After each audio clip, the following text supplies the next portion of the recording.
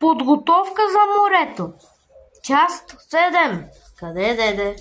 Дедо, да не забравиш да дадеш капчетата си и цикатредината, чули? Няма.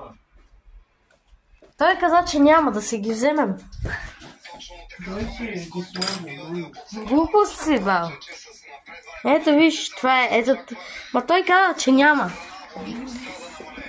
Да си мале такъв.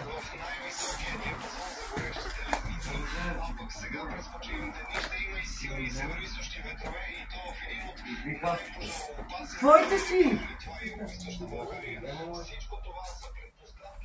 Айде, пак почна спорът. Как ли почна? Ето баба, слушай го, не го смърти. Ето витамин С-то да пиеш. ЦТБ. Не, ама той сутрин,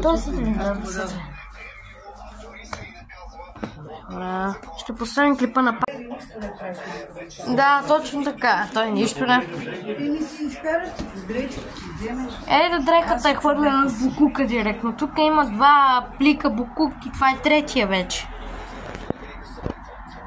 Хвърлихте и бански. Деде, какво правиш? Що хвърлихте стария бански? Кой бански бе, баба? Този. Не, това е потник такъв. Даже и долничко ще трябва да биде него да го хвърли. Белело. Или кьосан, с него ходих на работа. Бяло ли? Не, червено. Бабинко, вече скоро трябва да си правиш маска. Ето сега почвам, баба.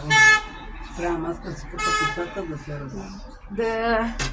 Пък после, докато дойде и Сашка след 2 часа, Точно аз. да не постриже. Да.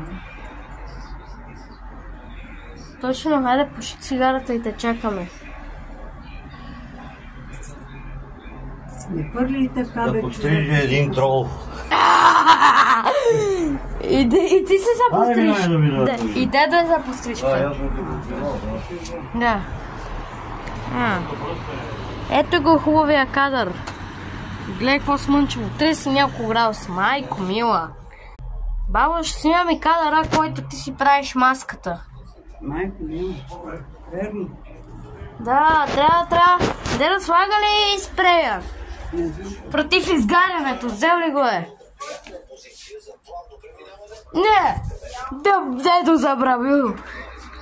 Забраванко. Бабо, на къде морето? Натам е?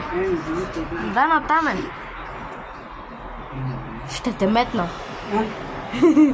Естествено, че се шегува и пуши цигарката на спокойствие. Пак аз ще снимам хубавото слънчево време и колите.